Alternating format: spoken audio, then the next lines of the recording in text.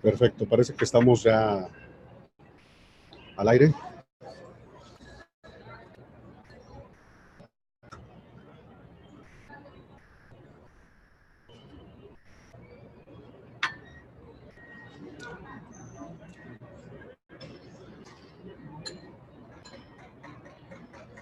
Perfecto.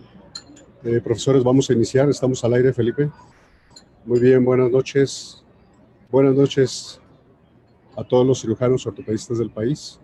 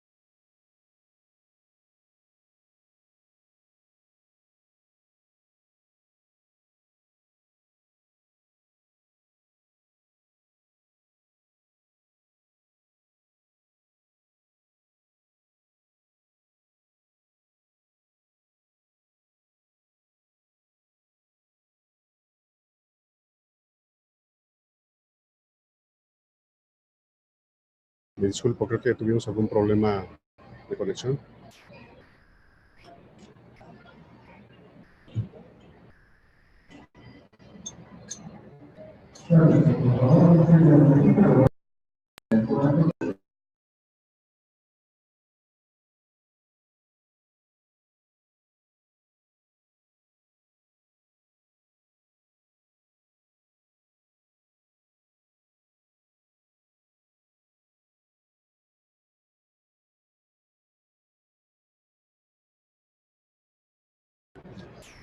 Perfecto.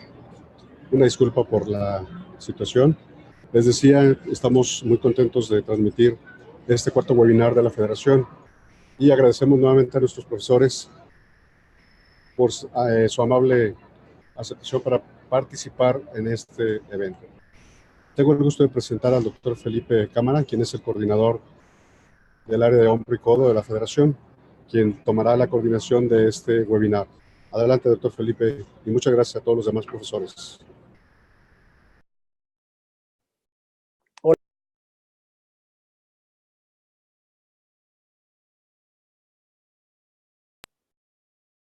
Buenas noches, bienvenidos a nuestro webinar. El tema de hoy va a ser sobre una puesta al día de las lesiones del manguito rotador.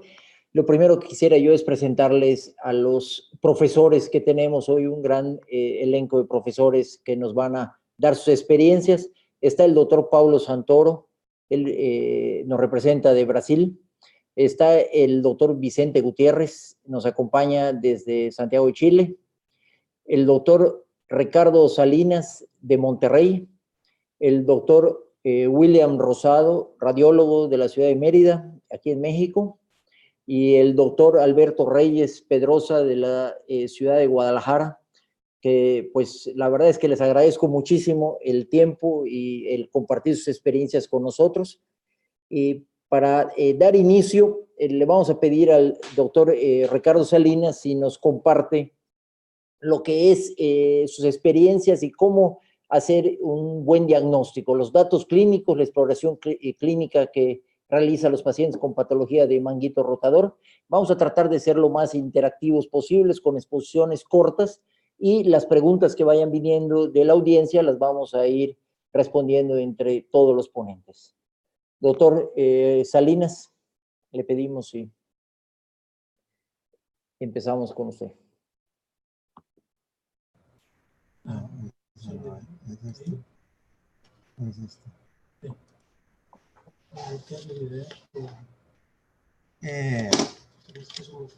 ¿Me escuchan? Sí, te escuchamos muy bien. Muy bien. Primeramente, saludarlos a todos y agradecer la invitación a los organizadores, principalmente al doctor Felipe Cámara. Hoy vamos a empezar con los datos clínicos. El dolor del hombro es el motivo de consulta más común o uno de los más comunes en el consultorio de la mayoría de nosotros. Dejando por ahora de un lado la controversia, si las condiciones... Doctor Solé, nada más, no estamos viendo en la pantalla la presentación, la estamos compartiendo. Sí.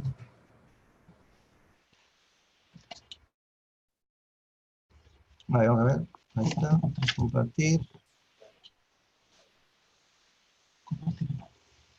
Compartir. Y pantalla completa.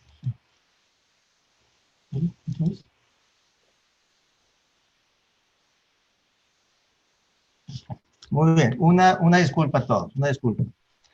Les decía que dejando por ahora de un lado la controversia, si las condiciones patológicas del manguito rotador son o no son secundarias al síndrome de pinzamiento subacromial, lo que sí podemos afirmar es que es la causa más frecuente de dolor de hombro en los adultos. Entonces, resultaría sensato suponer que la mayoría de los ortopedistas tengan ya suficiente experiencia y tengan ya su propia rutina al abordar este padecimiento en sus pacientes. Lo que yo voy a hacer es mencionar mi experiencia y mencionar cuáles son las maniobras que yo más utilizo. Los pacientes que acuden a consulta con un dolor agudo, severo y limitación funcional sin causa aparente, debemos primero pensar en tendinitis cálcica o capsulitis adhesiva que inicia. En manguito rotador eso no es lo habitual. Generalmente para cuando vienen los pacientes con nosotros ya llevan semanas o inclusive meses con dolor. Piensan que durmieron en una mala posición o hicieron algún esfuerzo y que el dolor va a desaparecer espontáneamente. Además, el dolor es leve y no les impide ninguna actividad y por eso tampoco se preocupan. Pero ya cuando el dolor no mejora o aumenta de intensidad o ya afecta alguna de sus actividades o bien los despierta en la noche, en ese momento se preocupan y acuden a consultar con nosotros. Aunque el dolor es característicamente anterior y superior y a veces superior y lateral, muchos pacientes refieren la irradiación a la cara lateral del brazo, al trapecio o a la escápula. Además del dolor, lo característico es la limitación funcional, particularmente en actividades que requieren abducción, como tomar el boleto del estacionamiento a través de la ventanilla, durante la flexión forzada alcanzando objetos muy elevados, o en la rotación interna. En los hombres, fajarse la camisa o alcanzar la cartera de la bolsa trasera del pantalón, y en mujeres abrocharse el sostén. En un principio, la limitación del movimiento es 100% debido al dolor. Es decir, como me duele, entonces no lo muevo. Pero conforme avance el padecimiento, igualmente aparecen grados de rigidez. Sin embargo, esta rigidez pocas veces llega a ser importante. En esos casos debemos pensar más en capsulitis adhesiva. Cuando el paciente nos refiere crepitación en alguno de sus movimientos, debemos pensar en fibrosis de la bursa subacromial. Pero ya cuando el paciente se le atora el hombro al elevarlo o presenta un clic o tronido, en esos casos debemos sospechar una ruptura del manguito rotador. Aunque el hombro puede explorarse de pie, yo siempre lo hago con el paciente sentado en un extremo de la mesa de exploración, de manera a tener acceso libre por delante, por un lado, y el dorso de ambos hombros. Los hombres siempre sin camisa y mujeres con la camisa de tirantes o una bata con ambos hombros y brazos al descubierto. Después de realizar la inspección de ambos hombros en busca de alguna simetría, llámese hipotrofia del músculo deltoides, de la fosa supra o infraespinosa o el signo de Popeye, etc., me dirijo primeramente al hombro sano y reviso sus arcos de movilidad, fuerza muscular y posteriormente la columna cervical. Es en ese momento en que paso al hombro enfermo y solo regreso al hombro sano para comparar alguna de las maniobras de exploración que haya encontrado normal en el hombro enfermo. Inicio pidiéndole al paciente me muestre en qué movimientos y en qué sitios presenta el dolor. Y mediante palpación profunda trato de encontrar o reproducir el dolor más intencionalmente en articulación acromioclavicular, en la inserción del supraespinoso en el troquíter, corredera bicipital y cápsula articular.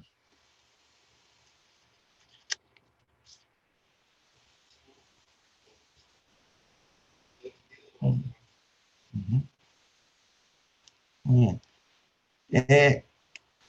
Le pido al paciente que me muestre sus arcos activos de movilidad y los comparo con los movimientos pasivos en todos los arcos de movilidad y después reviso la fuerza muscular igualmente en todos los arcos de movilidad. Si, a continuación empiezo a buscar las maniobras buscando dolor para el músculo de supraespinoso con el signo del pinzamiento, en la maniobra de Hawkins o la maniobra de Job o de la lata vacía. Son positivos cuando reportan dolor los pacientes. Para buscar dolor en la articulación acromioclavicular realizo la prueba del brazo cruzado o cross arm. Para buscar dolor en el bíceps realizo la prueba de Speed y si es positiva puedo hacer la prueba de Jergerson. Para buscar la integridad de los rotadores externos, realizo primeramente la maniobra de retraso en la rotación externa. Y si tendría alguna duda o es positiva, pasaría a la del Hornblower. Finalmente, para la integridad del músculo subescapular, realizo la prueba de lift up. Y si por algún motivo el paciente no se puede llevar su mano detrás de la espalda, realizo la prueba del belly press. Ese es en 5 minutos mi historia clínica y mi exploración. Muchas gracias. Dejar de ver. Muchas gracias, Ricardo. ¿Hay Sí.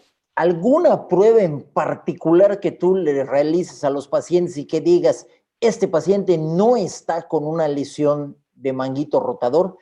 Algo que te haga pensar que está viniendo de un dolor referido. Bueno, como todos nosotros, nuestra exploración física es muy intencionada. Es decir, existen, no voy a decir una infinidad de maniobras especiales, ¿no? Son alrededor de 25 descritas para el manguito rotador.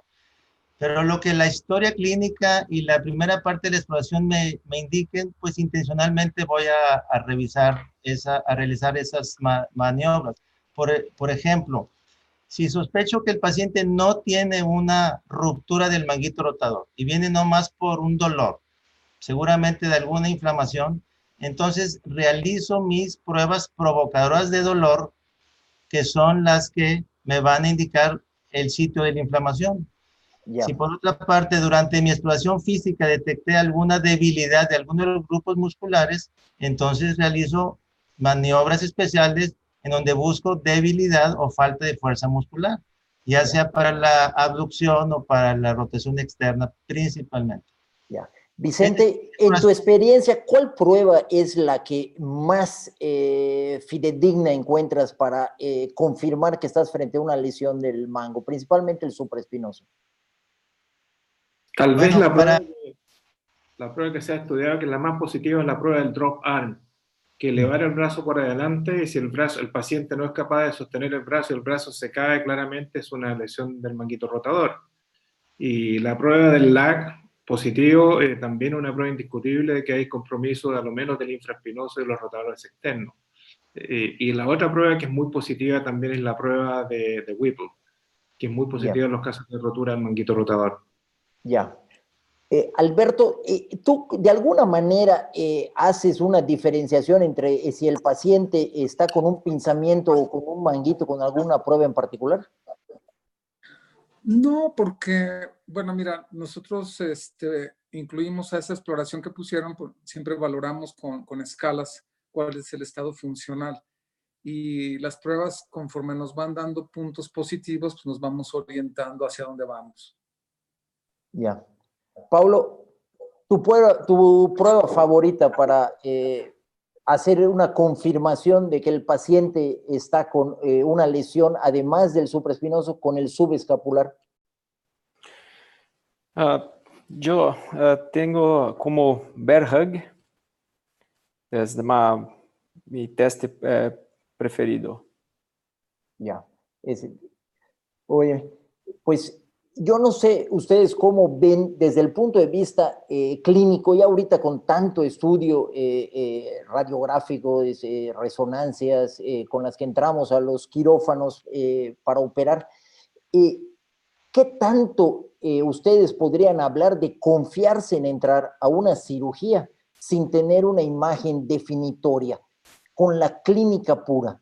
¿Alguno de ustedes dudaría el entrar a una cirugía sin tener una imagen definitoria como sería de una resonancia magnética?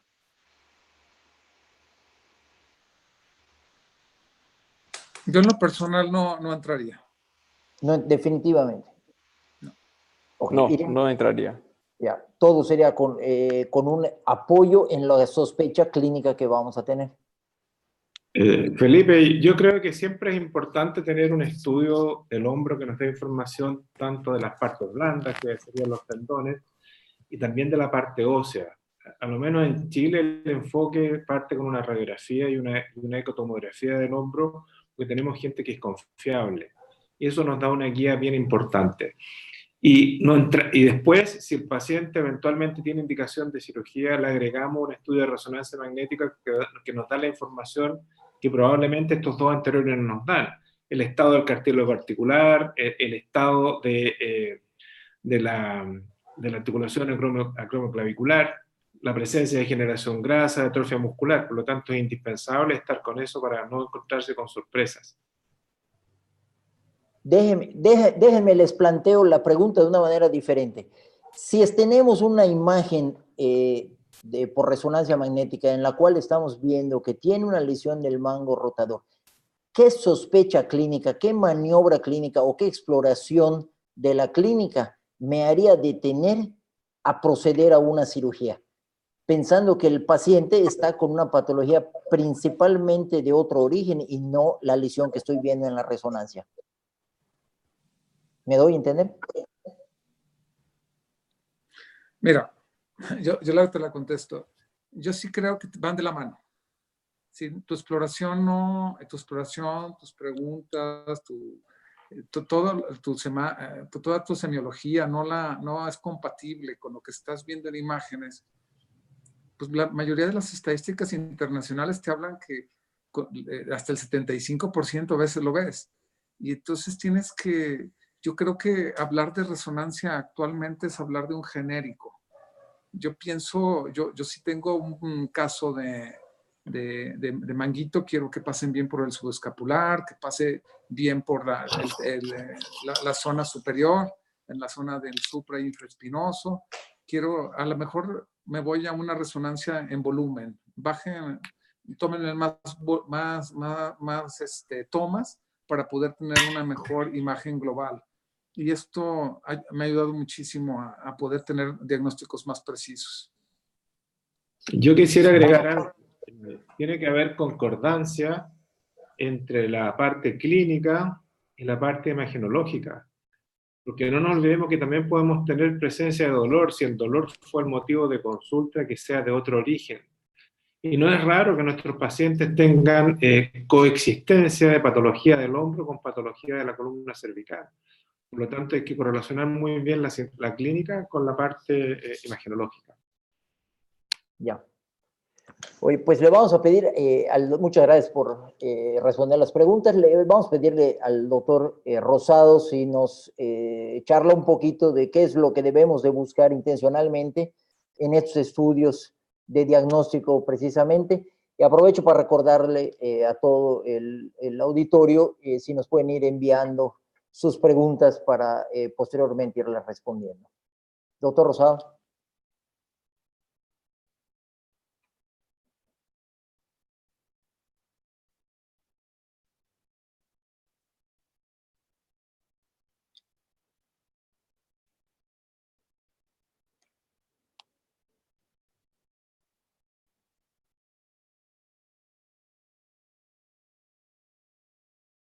Bueno, sí me escuchan, ¿verdad? Voy a tratar de...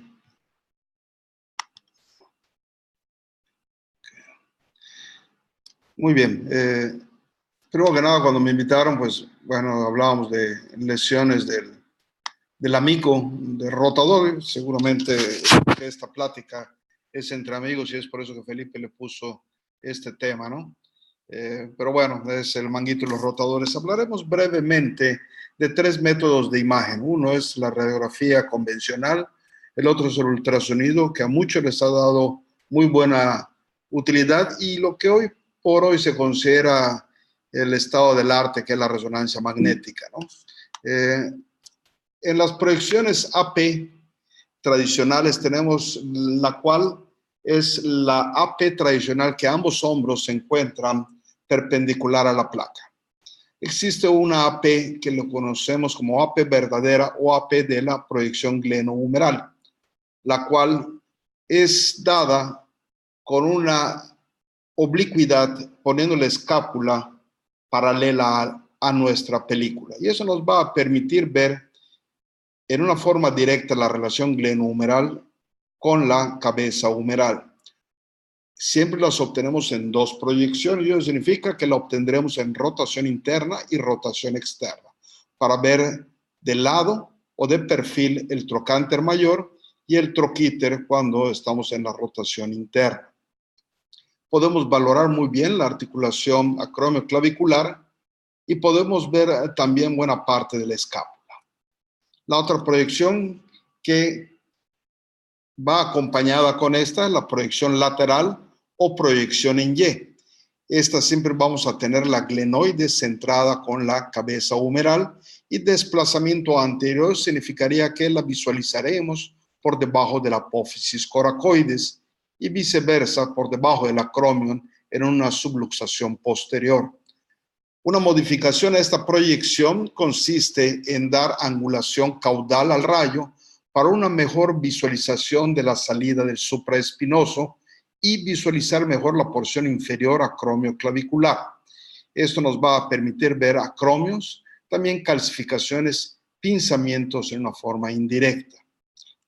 Otra proyección con la cual complementamos nuestras imágenes es lo que la llamamos la proyección axial o superinferior o transaxilar, en la cual el rayo entra a través de la región axilar con la placa proporcionada en el borde superior para una mejor visualización de deformidades de la cabeza y fracturas y luxaciones. Una opción en la AP es dar una angulación caudal, y eso es para aquellos que quieren ver el espolón subacromial y una mejor delimitación de la misma. Esto significa que vamos a poder visualizar debajo del acromion esta proliferación ósea, que debe ser una simple línea horizontal, y lo que se encuentre por debajo de lo que es la clavícula y el acromion significa que estamos ante un espolón subacromial. Es decir, toda esta zona es la que vamos a estar visualizando, y en este caso tenemos aquí nuestro espolón subacromial. El siguiente es recordar también parte de lo que podemos ver en lo que es la fluoroscopía. La fluoroscopía, se dejó de ver la presentación, perdón. Vamos a ver.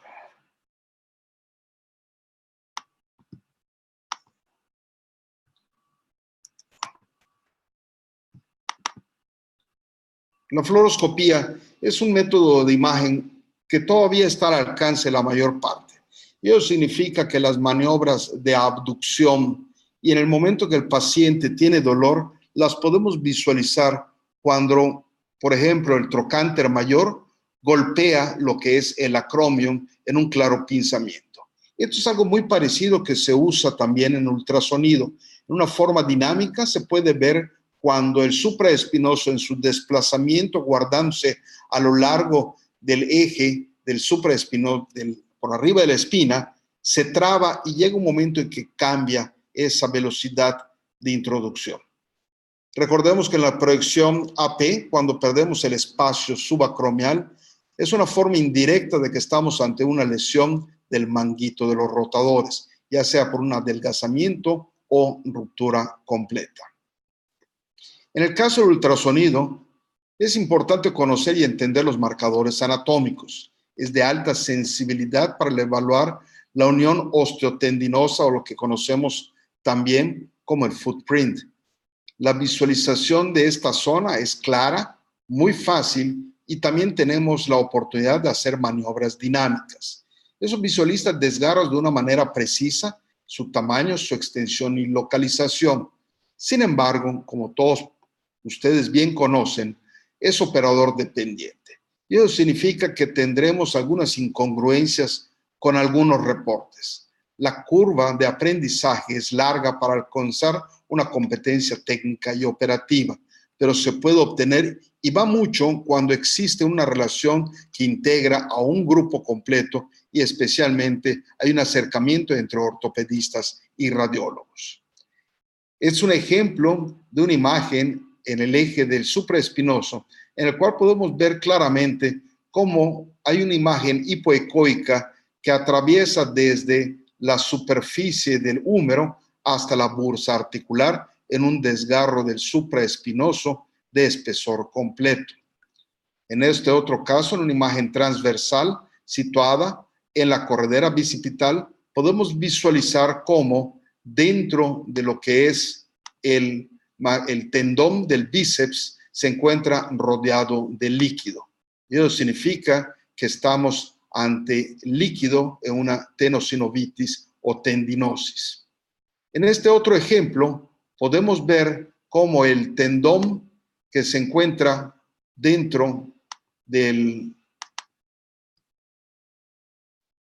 tendón del supraespinoso, hacia la porción superficial tenemos lo que es la bursa de la subacromio subdeltoidea con líquido en su interior. Y dentro de ella podemos estar visualizando estas imágenes brillantes que son áreas de sinovitis y en la porción un poco más profunda del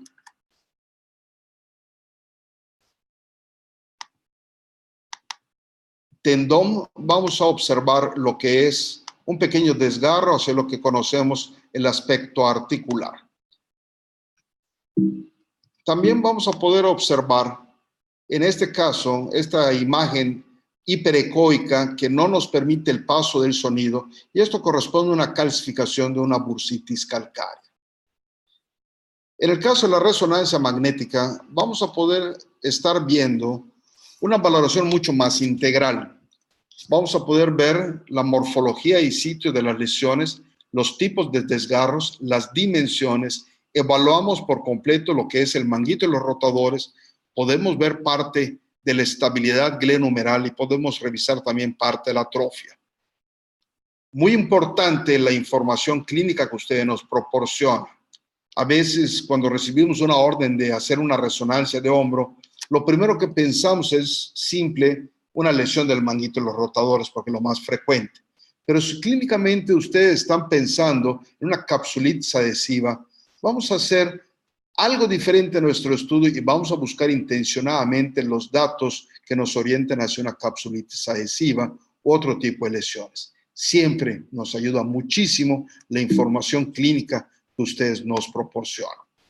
En el caso de la anatomía, vamos a hablar de lo que conocemos como el footprint, la zona de huella, entesis o unión osteotendinosa, conocido por diferentes, que la parte distal del tendón es su inserción distal, la zona crítica antes de la misma y posterior a la unión miotendinosa, la propia unión miotendinosa y la porción muscular.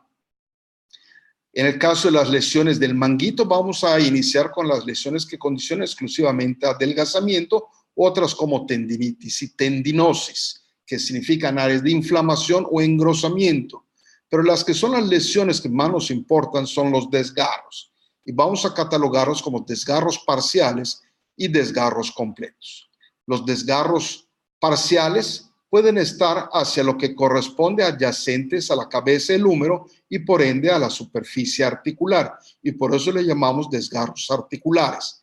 Los que están junto a la bursa subacromial subdeltoidea les denominaremos desgarros bursales. Y los que se encuentran en el interior del tendón o en el intersticio del tendón, como tal los denominaremos. Cuando la superficie articular termina uniéndose a la bursa, los denominaremos como desgarros de espesor completo.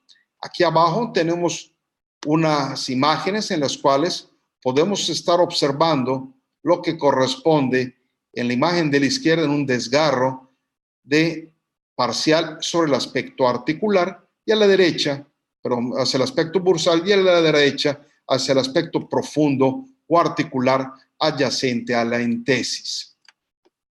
También podemos hablar que si son pequeños en base a porcentaje, es decir, un 25%, cerca de la mitad o mayor al 50%, siempre hablando de ellos desde el punto de vista parcial. O cuando ya tenemos de espesor completo, ya hablaremos de otras medidas. Aquí arriba tenemos un pequeño desgarro de menos de un 25% y en la parte de la imagen inferior siempre otra lesión en el aspecto articular con un desgarro de más del 50%. Esta imagen es muy importante porque ustedes se fijan, tenemos un líquido aumentado en la bursa subacromio subdeltoidea. Y ese es un dato que nos indica que muy probablemente, y tenemos que buscar con cortes muy finos, que estamos ya ante un desgarro de espesor completo o por lo menos que ya existe pérdida en la impermeabilidad de nuestro tendón. Este otro ejemplo, tenemos entonces desgarros de espesor completo. Vean cómo la bursa se sitúa se comunica a través del desgarro de espesor completo a la superficie articular. Es pequeño, mide unos milímetros, pero ya la fisiología es completamente diferente. En este otro inferiormente vemos un gran desgarro de menos de 3 centímetros, pero ya aquí estamos involucrando no solo lo que es parte del supraespinoso, estamos viendo área del intervalo, sino que también ya involucramos lo que corresponde al subescapular. En estos otros ejemplos hablaremos cómo tenemos ya una lesión muy grande del supraespinoso con un gran espacio de más de 3 centímetros. Y en la imagen inferior, cómo el tendón se ha retraído bastante hasta la glenoides en un desgarro masivo. Y esto cambia la conducta que ustedes tendrán en su momento de intervención. Otra de las imágenes que vamos a tener también son las lesiones o inestabilidades, pero no podemos hablar ampliamente de ellas. Ahorita ejemplificamos lo tradicional en un hombro inestable que tiende a luxarse anteriormente y vemos en la imagen superior cómo el labrum articular está totalmente desgarrado, deforme, tenemos deformidad del periósteo y aquí ya estamos en una lesión mucho más amplia. A nivel de la cabeza humeral prácticamente tenemos un hachazo y vemos cómo hay una deformidad de Hill-Sachs con un desgarro de espesor parcial hacia el aspecto articular del infraespinoso. Y por último hablamos lo que es la cuestión muscular y la atrofia del músculo, ¿no? Existen básicamente dos, y la tangencial que pintamos entre el acromion y la espina no llega al músculo, es un dato positivo y lo podemos graduar también de diferentes formas para tener el grado de atrofia de nuestros músculos involucrados. El entendimiento de la anatomía y función son básicamente consecuencia de los trastornos que ustedes hablaban y esenciales para un tratamiento óptimo y pronóstico adecuado, identificar las lesiones, entenderlas, así como las consecuencias potenciales y reportarlo por nosotros. Todos estos hallazgos son relevantes, así como esenciales para asegurar que se tome la acción más apropiada. Pues muchísimas gracias, doctor Rosado. Excelente exposición. Le vamos a pedir al doctor Reyes si nos puede poner su presentación de qué hacer en estos pacientes desde un punto de vista no quirúrgico. Alberto, te escuchamos. Pues mira, sí, dame un segundito a que empiece mi...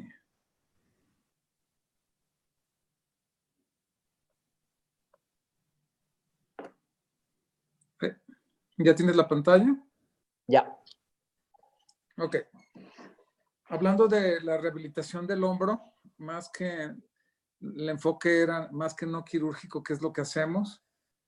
Nosotros valoramos a todos nuestros pacientes, tanto en la evolución como antes, con la escala de Constance, con la escala de ACES. Comprometemos al paciente que necesitamos mucha voluntad de él, todas estas situaciones, y tenemos que ser muy realistas con ellos de las posibilidades que tenemos y de lo que no tenemos, y que los necesitamos en un 80%. Aquí vemos lo que les decimos que necesitamos: una barra, necesitamos algo con que deslizarse, las ligas, una pelota y algo con que poder hacer los ejercicios que vamos a necesitar.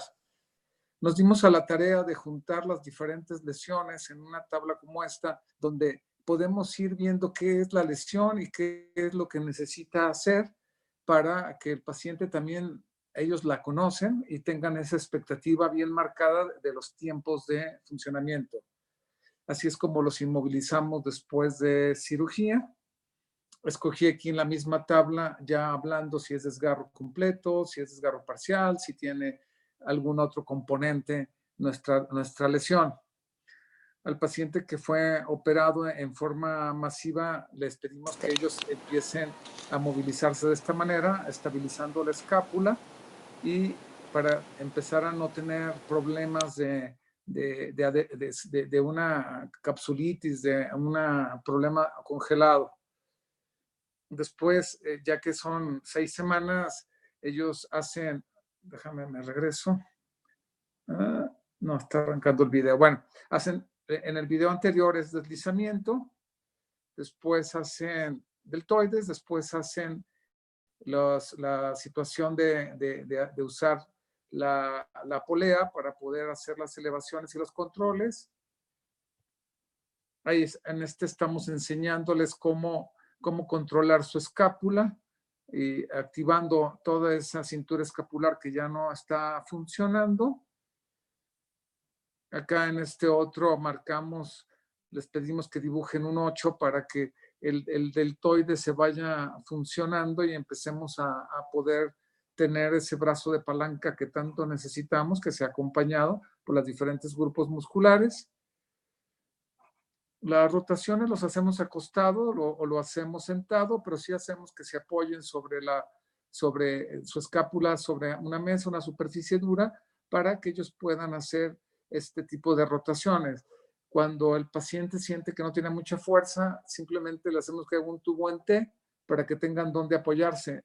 Es por eso que la cara del bastón de golf nos puede ayudar a que se detenga de ahí y pueda girar el paciente. Cuando tenemos un problema serio de control, de disinesia de la escápula torácica, buscamos apoyarnos en los ejercicios de cadena abierta y de cadena cerrada para nosotros poder llegar a ese control que tanto necesitamos, y estos son los ejemplos de cómo se hace. Al final, cuando llegamos a 12 semanas, necesitamos empezar la fuerza y siempre usamos las bandas de TheraBand. Les enseñamos que este es un paquete cuádruple de ejercicios que se van a agregar a los otros 6 ejercicios o 8, dependiendo el tipo de paciente en su lesión de manguito rotador. Y siempre estamos poniendo un especial énfasis, curiosamente, o en las lesiones demasiado grandes y con una reconstrucción global, o en los pacientes que son lesiones más pequeñas. Curiosamente son donde batallamos un poquito más, pero a las 12 semanas, cuando la entesis ya tiene la cicatrización básica sobre la unión hueso-tendón, ya podemos empezar a hacer progresivamente los de fuerza para que el paciente vaya consiguiendo. Aquí las cajas que venden llegan hasta la verde y nosotros conseguimos las azules y les decimos, este es tu premio, llegaste al azul, y también estamos contentos cuando ya llegaron al azul, porque el paciente francamente está mucho mejor. Oye, Alberto, te hago una pregunta. Cuando estás tú... Termina esta transparencia, ¿eh? Sí, sí. No, pero es una pregunta desde el punto de vista, si estás pensando que el paciente, su principal sintomatología, la está dando esa ausencia de manguito que asciende la cabeza y hace un contacto o un pinzamiento con el acromion, ¿hay algún ejercicio en particular de todos estos que tú consideras que es el que más nos ayuda a compensar esa deficiencia del manguito? Pues mira, es muy difícil sin operarlo alguien que ya se haya desplazado la cabeza hacia la parte superior. Sí intentamos estos grupos de ejercicios para darle mayor arco a los pacientes que no se quieren, por ejemplo, en vez de reparar su manguito, poner prótesis reversa y que no aceptan tan fácil o tienen ciertas, normalmente son gente grande que puede tener patología adjunta que no les permite entrar a quirófano. Ya me ha tocado varios de ellos, y los hacemos tener este control de la cintura escápulo-torácica y curiosamente no llegamos a los ejercicios de fuerza, es raro llegar al ejercicio de fuerza, pero los enseñamos a controlar esa escápula torácica y es como lo logramos de la mejor forma. ¿Ok? Perfecto, sí. El 90% de nuestros pacientes no van a terapia actualmente. Teníamos muchos problemas de que llegaba el paciente de terapia, lo veíamos a las varias semanas y no estaba en la progresión que nosotros estábamos esperando, pero tampoco tenía el nivel de compromiso que van creando cuando uno los está citando a hacer los ejercicios y viéndolos, les digo, a ver, ¿cómo hicieron su tarea? Y los ponemos a hacer toda su rutina. Y la verdad de las cosas es que muy contentos. Sí hay un 10%, o las capsulitis adhesivas, los hombros congelados, las lesiones muy masivas que fueron multitratadas previamente, y esos son con los que batallamos un poquito más. Pero hasta ahorita muy contentos porque el porcentaje es alto, ¿no? Y ahí seguimos esa dinámica de que ellos mismos se vayan autocalificando y esto nos ha hecho progresar bastante bien. Aquí quiero manifestar mi agradecimiento a los pacientes que nos hicieron autorización de poder salir en estas fotos y videos. Lástima que los videos no corrieron, pero también creo que los 6 minutos ahí están. Muchas gracias, Alberto. Ricardo, tú desde el punto de vista rehabilitación preoperatoria, ¿te fijas algún tiempo antes de decidir operar un paciente? Sí, claro. Como siempre, la mayoría de los pacientes le damos la oportunidad de un tratamiento conservador y consideramos el tratamiento quirúrgico cuando fallan a un tratamiento conservador. Hablando de factores extrínsecos, podemos hablar principalmente de la fricción o el pinzamiento contra el acromion y el sobreuso del manguito rotador. Hablando de sobreuso, temporalmente tienen que modificar algunas de sus actividades, pues que le están provocando o empeorando el dolor. Pero hablando específicamente sobre la pregunta anterior que tú hiciste, hay que recordar que el manguito rotador también se le conoce como el depresor de la cabeza humeral. Es un programa de fortalecimiento del manguito rotador. Puede empujar la cabeza un poquito hacia abajo, ampliar nuestro espacio subacromial y disminuir ese pinzamiento que probablemente está ocurriendo en los pacientes. Vicente, tú cuando mandas a tus pacientes a la terapia, ¿les das algún tiempo en particular? Y si les das algún tiempo en particular, ¿hay algún dato de alarma que te haga decir este paciente ya no va a progresar más? Pero el tiempo, el momento en el cual lo mando a la rehabilitación depende fundamentalmente del tamaño de la rotura del manguito rotador que vamos a reparar. En general, mientras más grande es la rotura, más tiempo de protección les doy a los pacientes. La rotura es grande y masiva, a veces los inmovilizo 6 semanas. En las roturas pequeñas, medianas, de 3 semanas en general. Normalmente, antes de las 3 semanas, ejercicio por su cuenta en su casa, pero con terapeuta físico, que nosotros tenemos muy buena experiencia con los que trabajan con nosotros, los envío de ahí en adelante. Ahora, como los voy haciendo controles periódicos, yo voy evaluando cuál es la progresión de recuperación de la movilidad. Y cuando yo veo que hay alguna detención en la progresión de la movilidad, eso es un signo que eventualmente me genera alarma. Y sobre todo, si hay mucho dolor en la fase inicial, eso es algo que también influye respecto a la recuperación de la movilidad. El manejo del dolor postoperatorio inmediato tiene de alguna manera relación con la evolución inicial de los pacientes y nosotros los pacientes los manejamos bien desde el punto de vista del dolor y eso nos permite que puedan recuperar la movilidad con mayor rapidez. Paulo, pues tu charla es de por qué o qué parámetros tomas para decidir ya el realizar una cirugía. Si te arrancas con la charla y nos cuentas así, ¿cuáles Sí. son las decisiones que tomas? Ok, muchas gracias.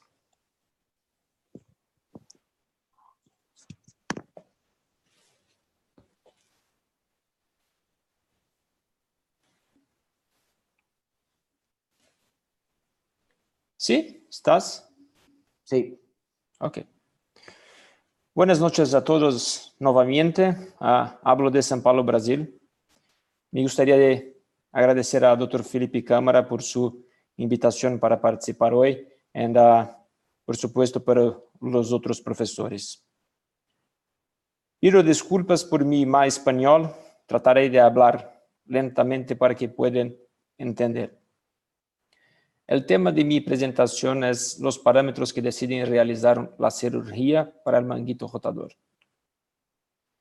El tratamiento de las lesiones del manguito rotador es complejo, muy complejo. Existen varias modalidades que van desde la fisioterapia motora, muy bien mostrado anteriormente, hasta las cirugías de artroscopía y artroplastía. Sin embargo, la decisión sobre el tratamiento quirúrgico es simple cuando se trata a un paciente con una lesión claramente traumática. En estos casos, la cirugía es la mejor opción. La gran discusión permanece en la indicación de tratamiento quirúrgico en pacientes con lesiones degenerativas. Esta presentación discutiremos los aspectos relacionados con las lesiones degenerativas. ¿Por qué operar? ¿Por qué operar? Esa es una buena pregunta. En primer lugar, recuerda el tratamiento conservador. Es nuestra primera opción. El fracaso del tratamiento conservador se produce en pacientes con dolor intratable, pérdida de fuerza importante, reducción de calidad de vida, dificultad para práctica de deportes, riesgo de lesión creciente e incluso una posible evolución de la artroplatía del manguito rotador. Es muy importante explicar a nuestros pacientes que es incluso en caso de mejoría de los síntomas clínicos con terapia física, es importante hacer un seguimiento de las lesiones, especialmente para controlar el progreso de tamaño y de atrofia grasa. La literatura es amplia en estudios que evalúan los resultados de la cirugía del manguito rotador. En general, recuerde que es un procedimiento eficiente, seguro y reproducible, con altas tasas de éxito clínico y satisfacción del paciente. También es importante recordar que los resultados son muy buenos también en cirugías abiertas y mini-open. El principal factor relacionado con el resultado de tratamiento de las lesiones del manguito rotador no depende de la vía de cirugía, sí de la calidad de la reparación y de la curación de estos tendones. Este es un estudio muy interesante que avalía la atrofia grasa. Los autores concluyen que la progresión de la atrofia grasa es más común en lesiones inicialmente más grandes y en aquellas que permanecen sintomáticas y crecen con el tiempo. Por lo tanto, podemos decirles a nuestros pacientes que en casos de lesiones más grandes, especialmente con más 3 centímetros, en aquellas con progresión de la lesión, existe un mayor riesgo de atrofia grasa. ¿O qué podemos esperar de la cirugía? Varios estudios evalúan los resultados clínicos de estos pacientes. Sabemos que los mejores candidatos para la cirugía, por tanto, aquellos con mejores resultados a largo y medio plazo, son los pacientes con lesiones pequeñas, dolor que no mejora con fisioterapia. Tienen un buen rango de movimiento y una atrofia grasa inferior a Gotalia 2. Así, tenemos que pensar en los pacientes con buena movilidad, sin mejora después de fisioterapia. La literatura también nuestra y también nuestra experiencia demuestra que la cirugía con indicación precisa promueve la reducción del dolor, la mejora de la fuerza del hombro, la mejora funcional ejemplificada por puntuaciones como Constant y Work. Entre tanto, hay de lembrar que tener cuidado con los pacientes con lesiones de más de 3 centímetros, fumadores y con sospecha de compensación laboral. Una de las quejas más frecuentes de nuestros pacientes con lesiones del manguito rotador es la dificultad con dolor nocturno. Es un problema muy relevante. Este estudio muestra que la reparación de las lesiones es un factor determinante en la mejora de la calidad de sueño de nuestros pacientes. Podemos decirles a nuestros pacientes que después de la reparación existe una gran posibilidad de mejora de la calidad del sueño. Como conclusiones, entendemos que las lesiones del manguito rotador pueden presentar excelentes resultados clínicos y funcionales cuando bien recomendadas. La indicación precisa del procedimiento es muy importante y cuando se hace esto, los resultados son predecibles, satisfactorios con mejora de dolor, fuerza, prevención de infiltración grasa y mejora de calidad del sueño. Hay que tener cuidado con los pacientes con lesiones grandes, fumadores y sospecha de compensación laboral. Gracias. Muchas gracias, Pablo. Le vamos a pedir al doctor Vicente Gutiérrez si nos cuenta de cuáles son las técnicas que emplea, qué técnicas reproducibles es las que encuentra aquí para estas lesiones tan frecuentes como las que vemos, ¿verdad, Vicente? ¿Quieres que empiece la presentación, Felipe? Sí. Y vamos a tener tiempo luego para discutir un poco sobre algunos casos. Tiene que dejar de compartir la pantalla. Sí. Ok, a ver, Pablo. Ok.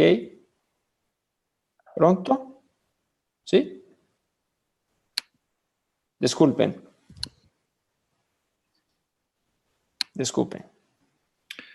Muchas gracias, Felipe. Quería agradecer la invitación a participar en este webinar. Estamos desde Santiago de Chile, muy felices de estar con ustedes y vamos a hablar de este tema. El éxito de la reparación del manguito rotador lo obtenemos cuando cicatriza el manguito y no recidiva la rotura y recuperamos el rango de movilidad y la fuerza del hombro. Y esto lo logramos normalmente entre un 50 y el 90% de los casos, y logramos que esta unión músculo-tendinosa se vuelva a recuperar, pero no del todo, sino que a través de una cicatriz. Cuando este tendón cicatriza, tenemos mejores resultados funcionales y de fuerza y menores cambios degenerativos, y cuando se rompe, se altera todo lo anterior.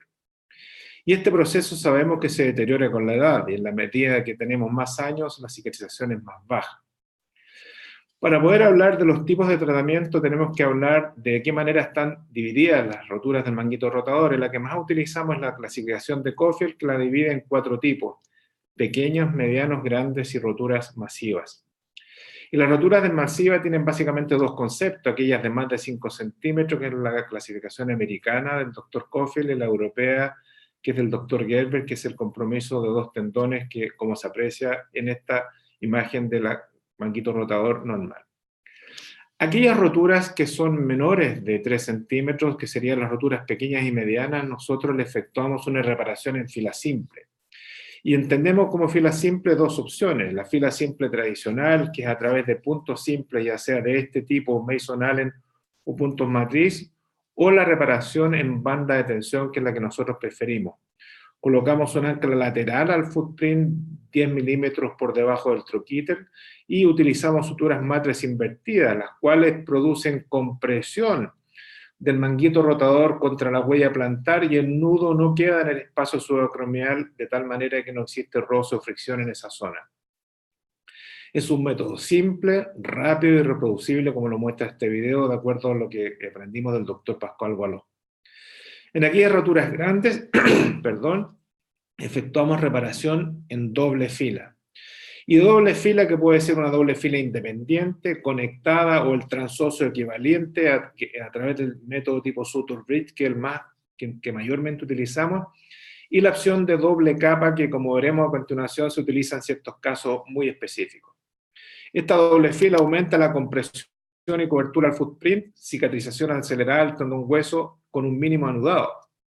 Hay una mejor resistencia biomecánica y hay mejores tasas de cicatrización, particularmente en roturas medianas y grandes, aun cuando desde el punto de vista clínico no hay diferencia entre utilizar doble fila y fila simple. Y la utilizamos de preferencia en las roturas medianas o en las roturas grandes que son móviles. La desventaja podría ser considerada en relación al costo y al tiempo que puede durar la operación. Y la segunda opción, que es la doble capa, la utilizamos cuando hay delaminación del tendón y en las roturas crónicas del manguito rotador, donde hay una capa profunda más gruesa y retraída posteriormente, en donde cada una de las capas es reparada en forma separada y se balancea anatómicamente. En cuanto a las roturas masivas del manguito rotador, que son aquellas de 2 tendones o de más de 5 centímetros, las opciones que utilizamos con mayor frecuencia son estas dos. Si la rotura es reparable y logramos acercar los tendones, efectuamos una reparación en doble fila. Y cuando no logramos esto, efectuamos una reparación parcial. Y esta reparación parcial se hace en aquellos casos en que el supraespinoso no es reparable, pero el infraespinoso y el subescapular sí son reparables. Y lo que logramos es pasar de esto que se ve en la imagen izquierda a la imagen derecha, donde reinsertamos el infraespinoso y el subescapular, y con eso rebalanceamos las coplas de fuerza, logramos un fulcro estable y recuperamos la función en presencia de un defecto superior. Ya que vemos algunas imágenes de esto, como hay una rotura que no es reparable porque falta la parte superior, y aquí tenemos un video de un caso que tuvimos la oportunidad de tratar, donde estamos acercando la zona de atrás hacia la de adelante y podemos efectuar una reparación completa. En cuanto al bíceps, que es un gran generador de problemas, es una de las principales causas de falla en cirugía del manguito rotador, y entendiendo como falla persistencia del dolor. Y vemos que de acuerdo a este estudio que efectuó la Asociación Artroscópica Francesa, ve que en la medida que más grande es la rotura del manguito rotador, más frecuente es el compromiso del bíceps, incluso hasta ante un 95% de los casos. Y este compromiso muchas veces no es macroscópico, sino que a nivel microscópico. Cuando nos enfrentamos a una inestabilidad del bíceps, que puede ser presentado a través de una subluxación por desgarro a la polea medial o una luxación por un desgarro parcial o total del subescapular, las opciones que utilizamos son efectuar la tenotomía, que indicamos en pacientes de baja demanda y en general mayores de 55 años, y la tenodesis, que indicamos para pacientes de alta demanda en aquellos casos que hay importancia en la parte cosmética y en los jóvenes. En los casos de las tendinopatías del manguito rotador, en algunos casos efectuamos shaving o debridamiento cuando hay un compromiso de menos del 50% del tendón, y efectuamos tenotomía en aquellos casos que hay roturas importantes, pacientes obesos, mayores y poco activos, y tenodesis, al igual que en la situación anterior de la inestabilidad en pacientes jóvenes activos de edad media y particularmente asociados a reparaciones del manguito rotador. Nuestro objetivo cuando efectuamos la tenodesis es obtener una fijación estable reproduciendo la relación longitud-tensión. Y existen más de 15 métodos diferentes, con buenos resultados y con fallas que llegan hasta un 25%. Cuando comparamos en una revisión sistemática la tenotomía y tenodesis, vemos que los resultados son bastante parecidos, buenos y excelentes. Sin embargo, la presencia de la deformidad de Popeye es mucho mayor en aquellos casos de tenotomía, como era posible adivinar. Las opciones que tenemos son técnica abierta y artroscópica, la abierta subpectoral o de parte blanda, y la técnica artroscópica utilizando tornillos, ancla de sutura o percutánea. Y los puntos de fijación pueden ser a nivel proximal, corona bicipital, suprapectoral o subpectoral, pero normalmente nuestra opción es fijar a nivel de la corona bicipital y teniendo la precaución de liberar la vaina del bíceps, porque cuando esto no se efectúa hay presencia de dolor residual y hay más porcentaje de revisiones.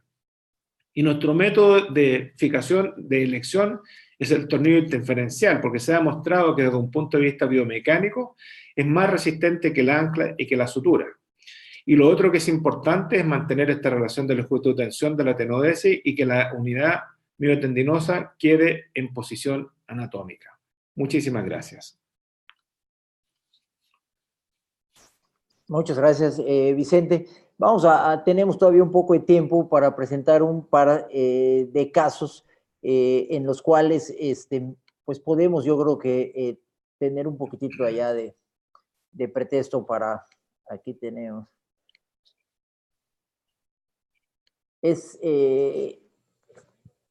Sí, aquí yo creo que tiene ruido esto, vamos a quitarlo, ¿no?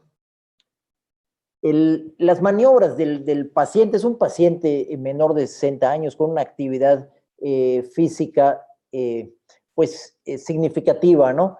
Es un paciente que juega golf, que juega tenis, de que viene principalmente con un dolor nocturno, a lo que nos conversaba hace un momento Paulo, en el cual los pacientes principalmente se quejan de este dolor nocturno. Sus pruebas fueron positivas para un pinzamiento. También encontramos sintomatología del bíceps, tenía un SPID positivo, y al mismo tiempo tenemos que el paciente, aquí el ruido, ¿cómo lo quitamos?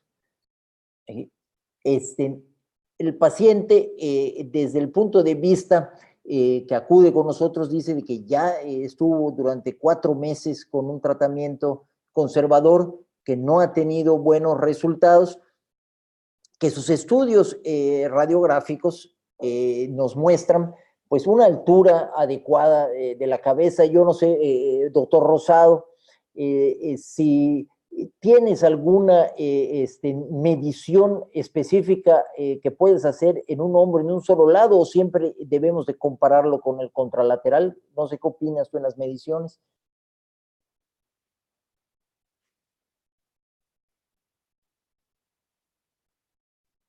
La comparación es lo mejor que se puede hacer siempre, ¿no? Es increíble cómo a veces aquellos pequeños espacios subacromiales nos demuestran un tendón solo adelgazado sin ruptura, ¿no? Si bien es una guía, necesitamos otro tipo de parámetros, ¿no? Aquí vemos una altura adecuada, sin ningún cambio significativo, y tal vez, si acaso, un pequeño espolón subacromial muy discreto, ¿no? En este paciente, a ver si me deja ir a la siguiente, en los estudios de resonancia que se le hicieron, pues podemos ver, hay una pequeña calcificación aquí que se observa en la porción más distal del supraespinoso, la cual radiográficamente la verdad es que no la vimos, fue en la resonancia donde llegamos a verlos, aunque entiendo que no es el estudio ideal para ver una calcificación, ¿no, Willy? Realmente eso pensamos, pero hoy en día usamos una secuencia que se denomina ecogradiente y esa nos permite ver con mucho más sensibilidad las calcificaciones, ¿no? Lo que pasa es que recordamos que en las radiografías muchas veces el mismo hueso las obscurece, entonces si bien sirve de parámetro, sí buscamos intencionadamente con esta secuencia de ecogradiente calcificaciones. Felipe quería hacer una pregunta, disculpa. Claro. Quería saber si dentro de los ponentes miden en forma rutinaria el ángulo crítico del hombro, que es un elemento que nosotros le hemos estado dando importancia últimamente en nuestro grupo y que la literatura cada día menciona más como causa de fracaso en los pacientes que se efectúa reparación del manguito rotador, y es un elemento que es muy fácil de medir en una radiografía simple del hombro AP verdadera. La imagen que pudimos ver anteriormente no era realmente verdadera, por lo tanto en ese caso no era posible medirlo.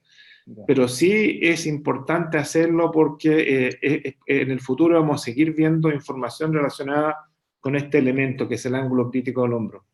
¿Y te hace cambiar la decisión quirúrgica o es más bien con valor pronóstico? Es un valor pronóstico porque lo que hay que hacer en esos pacientes es una acromoplastía lateral. Hay que resecar entre 7 y 8 milímetros del acromion lateral para poder hacer disminuir ese ángulo.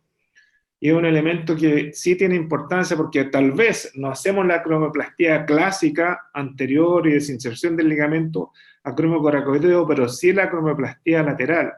Porque lo que ha mostrado la literatura es que estos pacientes que tienen un ángulo aumentado, se rompe más el manguito rotador o cicatriza menos. Ya. Paulo, ¿tú qué experiencia tienes? ¿Haces la medición y en su caso haces una acromoplastía? La literatura no es conclusiva a respecto del ángulo crítico del cromio, pero concuerdo con Vicente, toda vez que hago una acromioplastia, hago a la parte lateral también. No hago en todos los pacientes, pero si acredito en pinzamiento, hago la acromioplastia lateral. Ya. ¿Algún comentario, Alberto o Ricardo? Mira, el ángulo crítico es un elemento más que nos va a ayudar. Y es algo que tenemos que seguirlo de cerca para llegar a las conclusiones. Lo que sí creo yo es que el impedimento no todo es anterior, en ocasiones se conjunta medial y anterior, en ocasiones hay la parte lateral para el ángulo crítico, pero las lesiones muy grandes casi siempre es positiva esa zona que tienes que ayudarle a que no siga comprimiendo a la hora que haces tu revisión. Nosotros lo hacemos de rutina al terminar las reparaciones, revisar dónde están los pinzamientos para, en conjunto con lo que revisamos previamente, si es necesario, bueno, pues se hace la acromioplastia en el área que se necesite.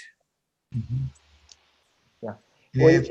Felipe, yo también quería mencionar que de un tiempo para acá, además de la acromioplastia anterior, también realizo la acromioplastia lateral. Se encuentra un ángulo crítico arriba de 35, o bien el paciente francamente presenta ese slope hacia abajo lateral del acromio. No en todos los casos, pero sí en esos casos. Entiendo. Oye, bueno, y aquí en esta imagen estamos viendo cómo pues hay una pequeña irritación allá, hay líquido a nivel de la corredera, es un bíceps que está irritado. En un paciente que es activo y que tiene una lesión pequeña calcificada del mango, ¿dudan en hacerle tenotomía o tenodesis? ¿O es de rutina que lo hacen? Vicente. Yo creo que hay dos elementos para juzgar el bíceps, la mecanología preoperatoria, pero el hallazgo intraoperatorio es fundamental, porque no es infrecuente ver las lesiones de la polea medial o la polea lateral del bíceps con un tendón que está subluxado, y otras veces uno tiene que evaluar dinámicamente cómo se comporta. Ahí vemos la subluxación, y lo otro que tenemos que palpar y tratar de deslizar el bíceps hacia la zona interarticular, y si vemos una imagen como el lápiz labial, podemos deducir que ese bíceps sí está irritado. Y en esos casos tenemos que decidir sacrificarlo, ya sea por inestabilidad o por tenosinovitis. Y sacrificarlo significa una de las dos opciones, o la tenotomía o la tenodesis, y lo que se hace es de acuerdo a lo que yo manifesté anteriormente, de acuerdo a esos criterios. Bien, sí. Pablo, ¿algún comentario con el bíceps? Nada más, concuerdo. Ya. Felipe, quería agregar algo que nosotros hemos visto con cierta frecuencia y que se relaciona con lo del doctor William, que es la frecuencia con que hay lesiones del subescapular que muchas veces no son visualizadas en la imagen de la resonancia magnética, y cuando estamos operando al paciente en posición silla de playa, deslizamos la cabeza del húmero hacia atrás, vemos lesiones que las imágenes normalmente no habían descrito. Yo no sé si eso lo ven ustedes en su práctica. Bueno, yo creo que es un hecho de que estamos subdiagnosticando las lesiones del subescapular y es un factor completamente de subluxación de la cabeza que nos genera un pinzamiento y dolor. Y yo insisto en que sí debemos de hacer una revisión mucho más detallada en nuestros estudios de resonancia, pero sobre todo el momento de proceder en la artroscopía, el palpar, porque generalmente nos encontramos con desprendimientos parciales que hasta en la resonancia podemos dejar pasar, y son estos desprendimientos parciales los que yo pienso que debemos de reinsertar. Es técnicamente demandante, pero conforme lo vamos haciendo y nos vamos familiarizando, pienso que tenemos mejores resultados. Alberto. No, yo creo que es parte es muy importante a mí la imagen donde les explicamos a los pacientes con una mano qué participación tiene el subescapular, pues les decimos que es como el pulgar de la mano. Si él no es reparado, vamos a tener problemas para la recuperación, no vamos a tener un buen fulcro, vamos a tener problemas de dolor ahí, por más que le echamos la culpa a veces a la tenodesis del bíceps o a la no tenodesis, porque estamos hablando de un punto casi en común en el área del hombro, ¿no? Entonces, sí, siempre tenemos que revisar el subescapular. Oye, en cuanto a posición, ¿alguno de ustedes prefiere posición de cúbito lateral o todos usan silla de playa para reparar el mango?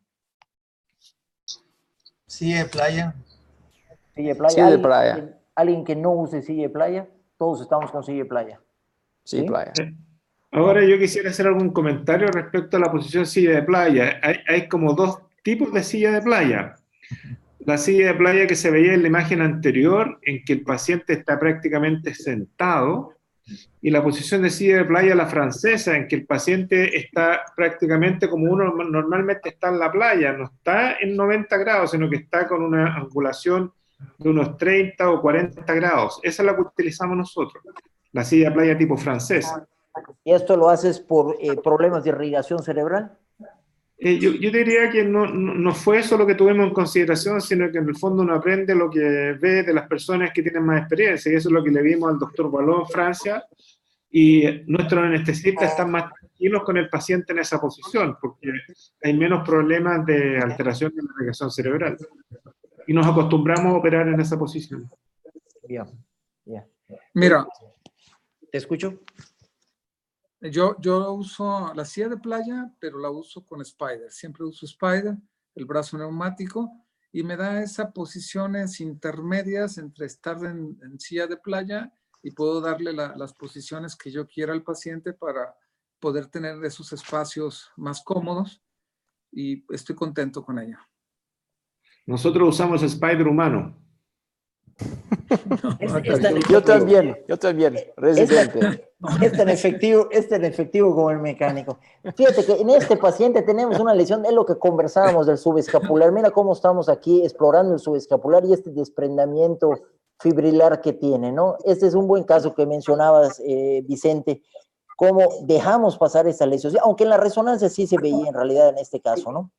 Pero hay que reparar estas lesiones del subescapular, ¿no? Que bueno, hay que ser mal pensado con el subescapular, eso es lo que yo pienso. Efectivamente, hay que ser mal pensados. Oye, pues, si les parece, ¿tienes otro caso, Alberto, tú, ¿no? Para presentar. Sí, si dejan los micrófonos abiertos y tratamos de contestar porque ya vi el reloj, más escuetos estaría muy bien. Déjame ver, ahí voy. Sí. Sí, tenemos 10 minutitos todavía. Ah, perfecto. Son los 10 minutos. Ahí voy, deja que esto arranque. Ahí me tienes ya, ¿verdad? Perfecto. Perfecto, sí. Muy bien. Nosotros, muchas preguntas de las que se hicieron ya, también las proponemos porque son las preguntas que todo el mundo tenemos. Pensando en un paciente de 65 años, como me lo encargaron, secundario trauma, una ruptura masiva, sin atrofia muscular, con exploración y estudios de ruptura masiva de mango rotador y con artrosis clavicular, pues ya contestamos que la mayoría lo operamos en playa. Pero ¿qué ritmo les gusta? El ritmo que cuando tenemos todo roto o que tenemos que reparar todo, este es el ritmo de la cirugía cuando lo vamos a operar. Me gustaría oír si alguien lo hace diferente. Yo hago la porción larga del bíceps primero, después me voy al subescapular, después me voy al supraespinoso, después, por decirle de alguna forma, a las acormioplastías donde sea necesario el NIR, y el Mumford para finalizar. Es toda una reconstrucción en estas masivas. ¿Alguien de ustedes lo propone un ritmo diferente en la cirugía? ¿No? ¿Nadie? ¿Les gusta el ritmo? Perfecto. Tal vez nada más lo que tal vez valdría, ya que estás hablando del Mumford, el Mumford lo hacen de una manera rutinaria en los pacientes, aun cuando no tenga clínica y sea nada más imagen la que tiene la artrosis. Mira, yo pienso que sí tengo... un choque, sobre todo posterior, y tengo un osteofito que va a compartir con el acromion, y que a la hora que yo quite ese osteofito, muy probablemente ya le va a doler al paciente. Yo sí creo que debemos, el paciente Felipe, está en nuestro caso, Sí. en nuestro caso nosotros no lo hacemos de rutina salvo que haya sintomatología clínica. Y sí hacemos el coplanning de la parte inferior de la clavícula distal. Pero O sea, si no hay te sintomatología clínica, no. sigues con una leve acromioplastia y el coplanen, o sea, dejas que no haya osteofito ahí abajo. Exacto. Ya. Sí, te escuchamos, Alberto. Después, bueno, empezamos con la porción larga del bíceps. Déjame que me arranque. Yo sí tengo una seria preferencia de tratar en estas lesiones tan grandes, de recuperar lo más que pueda yo la función del bíceps. Antes usábamos, como Vicente lo propone mucho,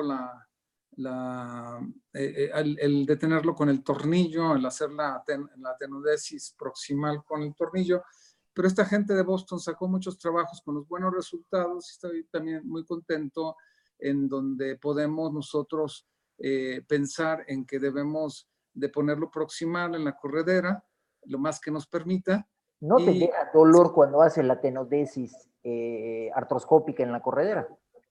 Fíjate que casi siempre, cuando hacemos una buena reparación casi siempre va acompañado del subescapular, ese tipo de dolor. Hicimos una buena reparación del subescapular. No, fíjate que No contento. Si revisas los trabajos de Burkhardt, habla demasiado bien de él. Ricardo, ¿tú haces tenodesis intraarticular o la haces extraarticular? Siempre extraarticular. Extraarticular. Sí, me trato de alejar del espacio subacromial. Ya. Pablo. Para mí también siempre extraarticular. En este paciente solamente tenotomía, probablemente. Felipe, quería agregar algo que es bien interesante. En los casos de roturas masivas del manguito rotador, que tenemos un bíceps que todavía está inserto en el tubérculo supraglenoideo y que vemos que el supraespinoso tal vez no es de buena calidad, lo que hemos empezado a hacer es cortar el bíceps y dejar un muñón largo y reinsertarlo en la tuberosidad mayor a manera de una reconstrucción capsular superior. Esta técnica está descrita por algunos cirujanos franceses y también por algunos otros cirujanos de Asia, y que parece ser una alternativa de solución que es bastante biológica, porque el mismo bíceps va desde el tubérculo hacia el troquíter.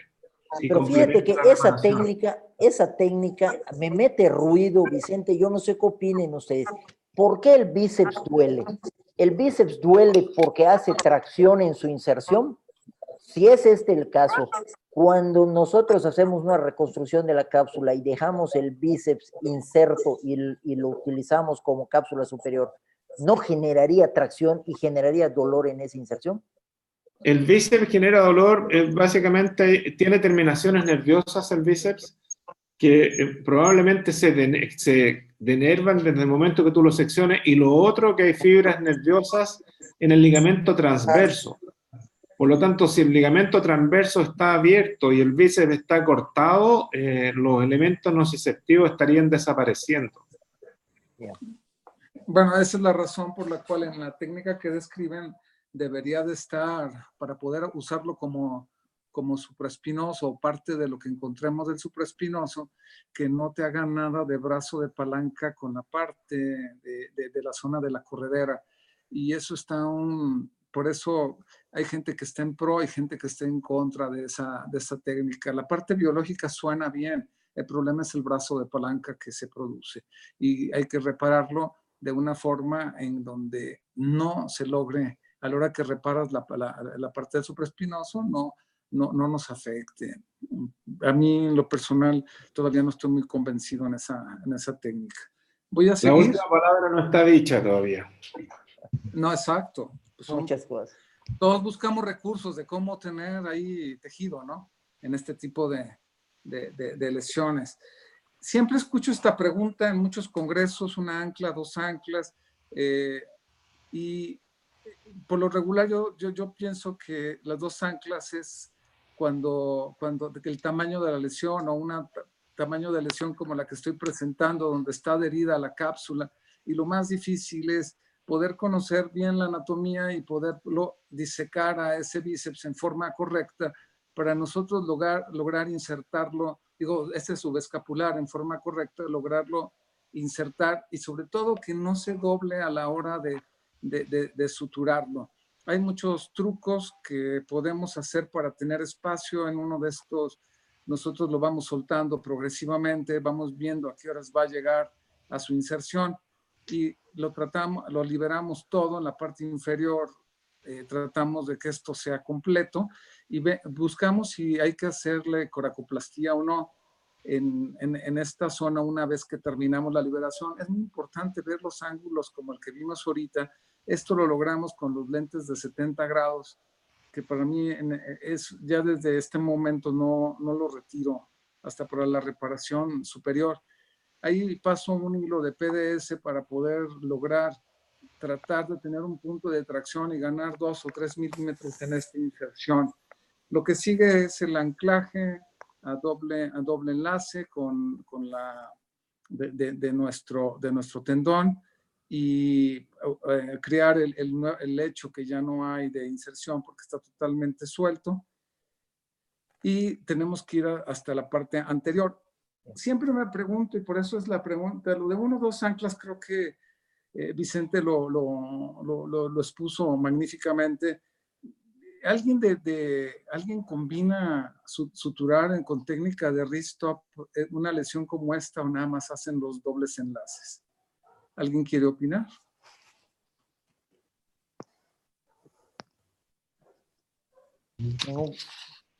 No hay experiencia. Ya, no. No. Óyeme. Ok. Pues yo creo que por cuestiones un poquito de tiempo ya podemos pasar a algunas conclusiones, si les parece. Algunas recomendaciones, así en 2 palabras, que nos hicieran los profesores desde el punto de vista para todo nuestro auditorio, de qué les recomendaría en algún punto que sea de su preferencia para que vayamos concluyendo así en un minutito cada uno y le demos la palabra posteriormente al doctor Luis Padilla, que nos está acompañando. Ricardo, perdón. Bueno, una de las cosas más importantes, como mencionó el doctor Pablo, es que en las rupturas degenerativas, siempre a la mayoría de los pacientes se les debe dar la oportunidad de un tratamiento conservador. Y la falla del tratamiento conservador, o la no mejoría en el dolor, o la no mejoría en la fuerza muscular, son las consideraciones más importantes para llevar al paciente a quirófano. Gracias. Willy.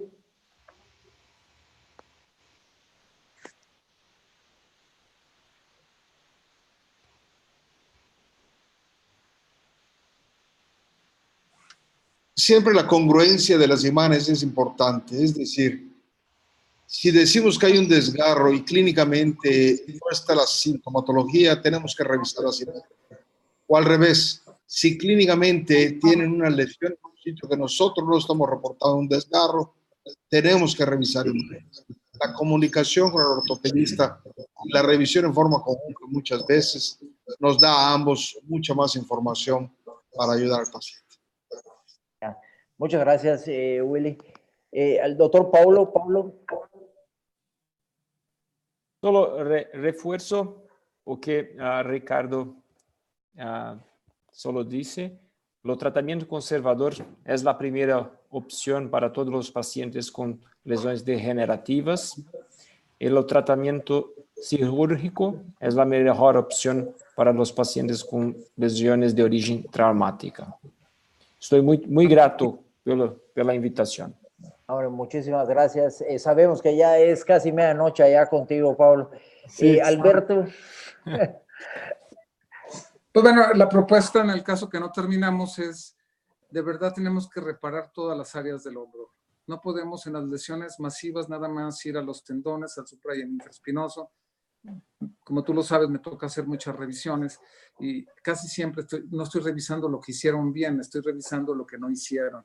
Entonces, hay que completar ese ritmo y poder lograr hacer lo que se tiene que hacer para poder tratar de recuperarlos.